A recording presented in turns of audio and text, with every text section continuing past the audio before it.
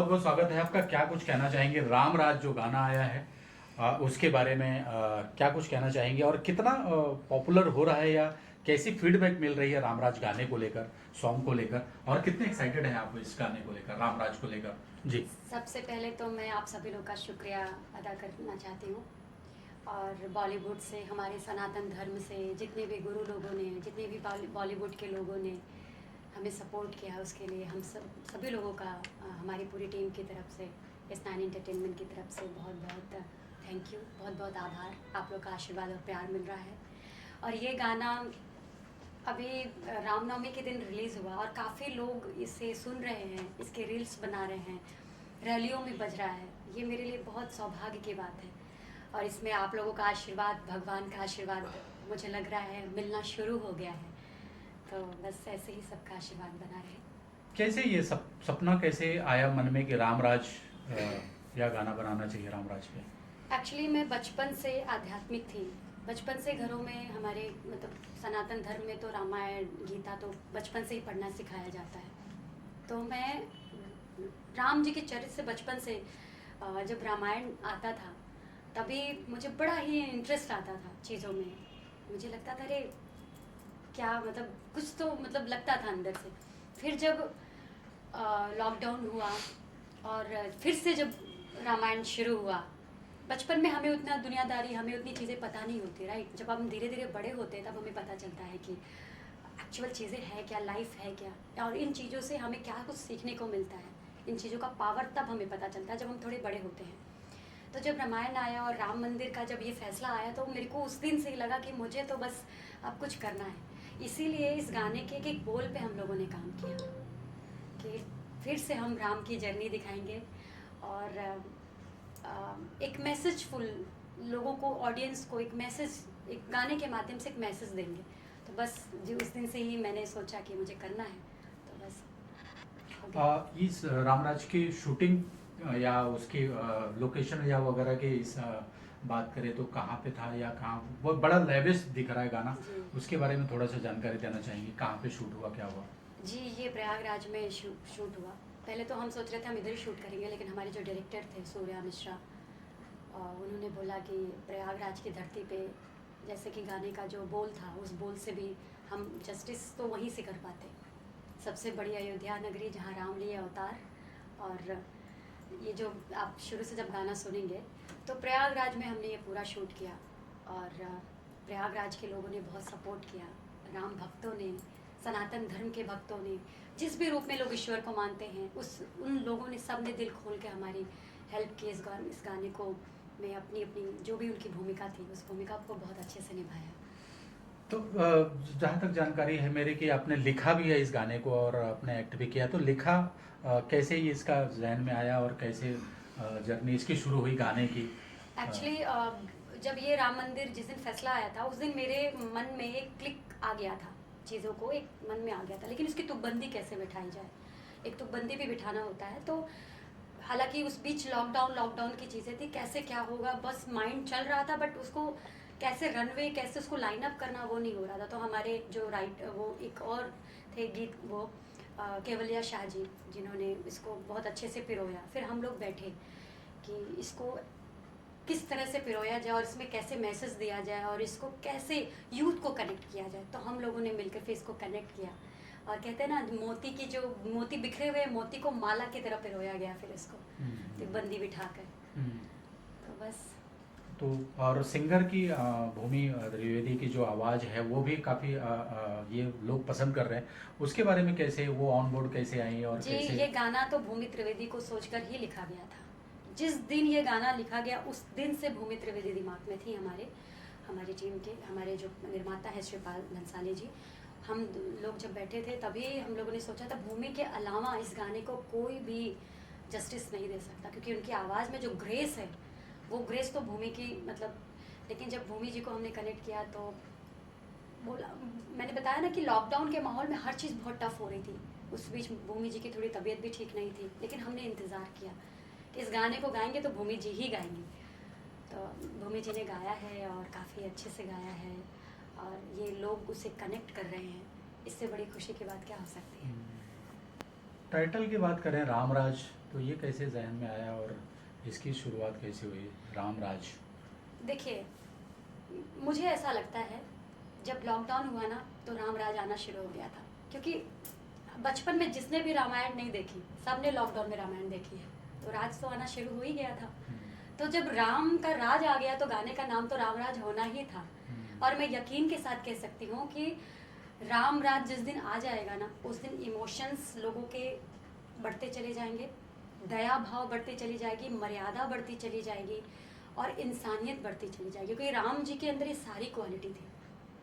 Unity, एक अच्छे leader, अच्छे नेता थे वो, अच्छे पति थे जिन्होंने सीता जी को छुड़ाने के लिए 7 समुंदर पार जाके युद्ध कर लिया।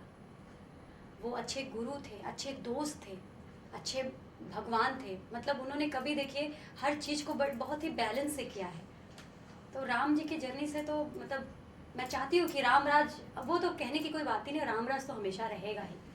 तो जैसे उनको मर्यादा पुरुषोत्तम राम कहा जाता है, उनके विचारों पर लोग चलते हैं। आज कई हजार वर्ष पुरानी अपनी कहानी है इसकी, और उसी को लोग दिनचर्या में लाते हैं।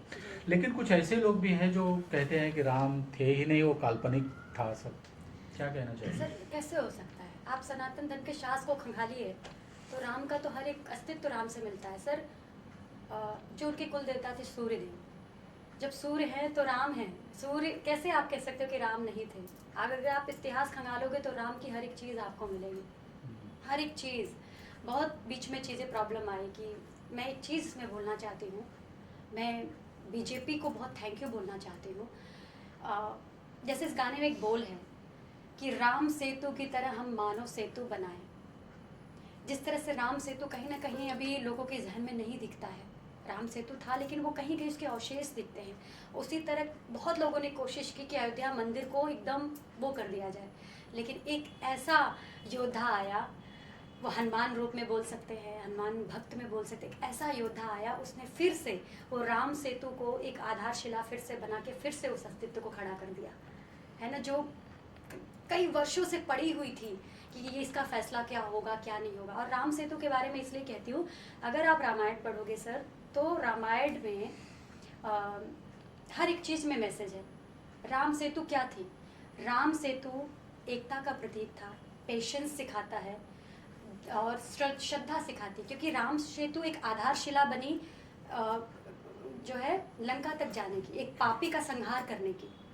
उसके बाद उसमें सोचो कितने लोग मिल करके कितना पेशेंस के साथ और श्रद्धा के साथ एक एक पत्थर को उठा के सेतु बनाई, एक विश्वास के साथ राम लिखा और सेतु बनाई, उस पर चढ़ कर लोग गए और एक पापी मतलब का संहार किया। राम उस समय रावण के जो पाप थे धीरे धीरे बढ़ रहे थे, तो उस चीज़ के लिए एक आधारशिला बनी। इसीलिए हमने गाने के बोल में लिखा है राम सेतु की तरह हम मानव सेतु बनाएं, क्योंकि जब हम मानव सेतु हमारी बनेगी ना तो ऑटोमेटिक ही एकता, श्रद्धा, पेशेंस सब कुछ आने लगेगा इंसान के अंदर।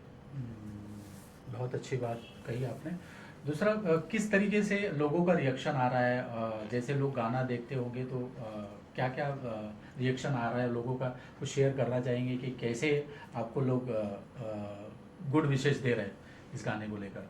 सबके मतलब इसमें देखा है मैंने, बुजुर्ग, यूथ, जो मिडिल एज के लोग हैं, सब ने बहुत सराहा है। जैसे कई जो धार्मिक प्रवृत्ति के लोग होते हैं, धार्मिक इंसान होते हैं, वो कभी कभी दुनियादारी से, बहुत सारी चीज़ों से थक जाते हैं, तो कहते हैं मतलब कुछ भी उनके अंदर एक भगवान के प्रति एक थोड़ी सी निराशा आ जाती है। लेकिन फिर जब कुछ ऐसी चीज़ें होती है तो वो थोड़े से फिर अब वो हो जाते कि नहीं, भगवान कहीं ना कहीं तो है। इसीलिए मैंने इस गाने में, हमारे गाने में लाइन भी है, एक दिन कह गए राम सिया से ऐसा कलयुग आएगा, सत्य पे हावी झूठ होगा पर सत्य मिटा ना पाएगा। और ये सच है, आप कितना भी कुछ कर लीजिए ना, कितना भी, लेकिन एक सच जो होती है ना, सांच को आँच नहीं, तो सत्य को कोई भी मिटा नहीं सकता। आप थोड़े हिल सकते हैं लेकिन परास्त नहीं हो सकते। तो यूथ उससे भी कनेक्ट कर रही है कि वो इतना स्ट्रगल करते हैं, सारी चीज़ें होती है लेकिन वो हारते नहीं हैं, उनको भी विश्वास हो रहा नहीं यार, पावर है, सच तो होता ही है, सच में पावर है। तो यूथ इस तरह से कनेक्ट करती है। धार्मिक प्रवृत्ति के लोग जो धर्म को मानते हैं वो अपने तरीके से उसको कनेक्ट करें। और गाने के जो बोल हैं, कोई न ढा सका है कोई न ढा सकेगा, विश्व सनातन धर्म का, उससे कनेक्ट करते हैं। बच्चे हैं और बच्चे तो जब आप देखो बच्चे बूढ़े जवान सबके मुंह से निकलता है राम राम जी, राम राम भैया, राम राम, वो हर लोग, एक बच्चा भी राम राम कहता है, तो बच्चे उस तरह से कनेक्ट कर रहे हैं, तो सब कनेक्ट ही कर रहा है इस गाने को। तो ये गाना पब्लिक कब और किस तरह से देख सकती है? जैसे कि आपने कहा गाना रिलीज हो चुका है, कहाँ देख सकती है पब्लिक गाना? जी, ये यस9 एंटरटेनमेंट चैनल है यूट्यूब, और इसकी वेबसाइट भी हमारी है, और यस9 एंटरटेनमेंट चैनल पर आप जा करके देख सकते हैं। और इसके जो निर्माता हैं श्रीपाल भंसाली जी, मैं इसकी एक्ट्रेस हूँ, सूर्या मिश्रा इसके डायरेक्टर हैं, और इसके जो म्यूज़िक डायरेक्टर हैं वो हैं गुरु शर्मा, सिंगर तो आप जानते ही हैं, भूमि त्रिवेदी। तो ये लोग हैं यस9 एंटरटेनमेंट पे, आप ज़रूर देखें और अपना प्यार बरसाएं, अपना आशीर्वाद बनाएं। तो पहले भी आपके कुछ गाने आ चुके हैं, अभी ये गाना रिलीज हुआ है जिसे काफ़ी अच्छा प्रतिसाद मिल रहा है। आगे क्या कुछ हम उम्मीद कर सकते हैं आपसे, लेखन के तौर पर या फिर वीडियोस के तौर पे?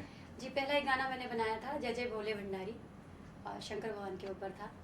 उसके बाद फिर ये गाना रामराज, अभी हमारा एक गाना आने वाला है मारो गोविंदू, जो कृष्ण जी के जीवन से रिलेटेड कुछ है, और उसमें भी मैं यूथ और सारी चीज़ों को जोड़ने की कोशिश करूँगी।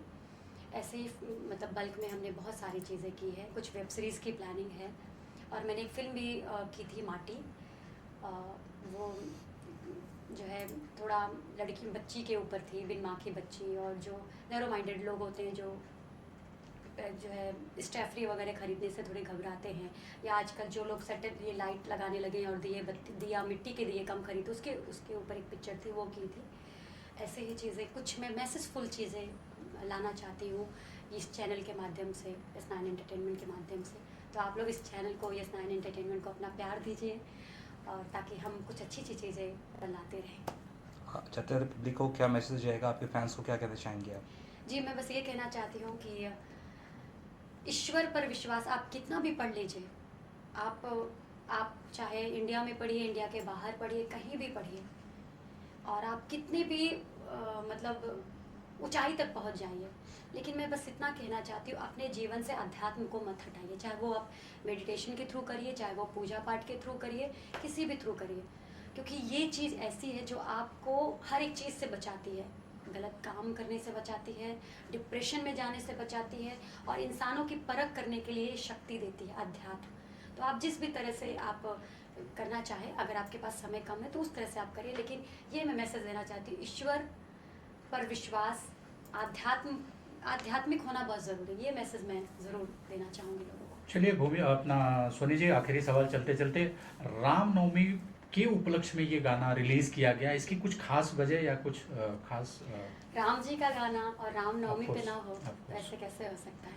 और ये हमने डिसाइड नहीं किया था, ये हो गया, मतलब रामनवमी के दिन। और इसमें सनातन धर्म के गुरुओं ने, हमारे बॉलीवुड से बहुत लोग, नील नितिन मुकेश जी ने इसमें बहुत सपोर्ट किया, अप्रिशिएट किया है, जो है अनूप जलोटा जी ने, राकेश पेती जी ने, सनातन धर्म के बड़े बड़े गुरुओं ने, मनोज तिवारी जी ने इस गाने को सराहा है, सभी लोगों का बहुत प्यार मिला, और आप लोगों ने भी बहुत सराहा, प्यार दिया, तो बहुत बहुत धन्यवाद, thank you so much. Thank you. Thank you. Thank you ma'am.